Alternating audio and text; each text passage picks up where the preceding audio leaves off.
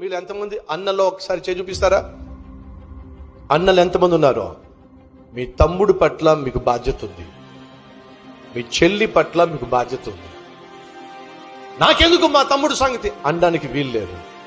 అన్న అనంటే నాన్న తర్వాత నాన్న నువ్వు అర్థం చేసుకో. నాన్నకున్న బాధ్యతను నువ్వు పంచుకునేవాడివి. ఇంటికి పెద్ద కొడుకువి అయినట్లయితే నాన్న ఏ రీతిగా కొడుకుల గురించి ఆలోచిస్తాడో, కూతుర్ల గురించి ఆలోచిస్తాడో, నువ్వు కూడా నాన్న తర్వాత నీ తర్వాత ఉన్న తమ్ముళ్ళ గురించి ఆలోచించాలి, చెల్లెల గురించి ఆలోచించాలి.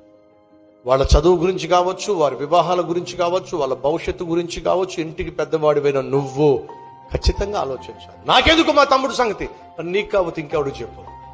నాకెందుకు మా చెల్లి సంగతి, దాని చావుతో చస్తుంది నో అని చెప్పేసి చేతులు కడుక్కోవడానికి వీలు లేదు. అన్నగా నాన్న తర్వాత